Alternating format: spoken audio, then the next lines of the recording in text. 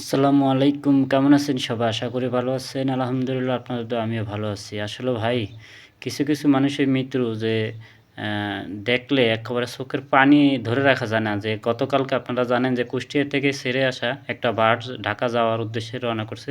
সেটা দৌলতদিয়া ঘাটের ফেরিতে ওঠার সময় হয়তোবা অ্যাক্সিডেন্ট করছে, পানিতে পড়ে গেছে বাসটা। আপনারা দেখছেন সবাই অনেকেই সোশ্যাল মিডিয়ার যে Facebook ভিডিওতে। তো এই ভিডিওটা দেখে একেবারে চোখের পানি ধরে রাখার মতো না যে এরকম একটা মানুষের মৃত্যু যা মেনে নেওয়া যায় না। দেখেন আমি অনুরোধ করব ভোলার থেকে যে বাসগুলা চট্টগ্রামের উদ্দেশ্যে যায়, ভোলা, ইলিশা হইয়া, লক্ষ্মীপুর হইয়া তারপরে যায়। তো এই বাসের কর্তৃপক্ষ যারা আছেন, যাতে মালিক সমিতি আছেন, ফেরির যারা কর্তৃপক্ষ আছেন, বিআরডব্লিউটির যারা মালিক আছেন, তাদের কাছে আমার অনুরোধ থাকবো আপনারা বাস যখন আপনার ফেরিঘাটে যাইব, যাত্রী নামে তারপর বাস উঠাবেন। তারপরে ফেরিতে বাস ওঠার পরে যাত্রী উঠাবেন। আপনার কাছে অনুরোধ থাকবো। এই মানুষগুলার নিরাপত্তা ভোলা জেলার যে ভাই বোনেরা আ চট্টগ্রামে যান কাজ-কাম করতে আপনারা একটু সতর্ক হয়ে যাবেন।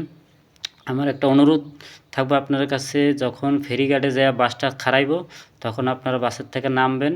ফেরি উপরে বাস যেয়ে উঠবো, তারপরে আপনারা বাসে যেয়ে উঠবেন। আপনাদের কাছে অনুরোধ থাকলো।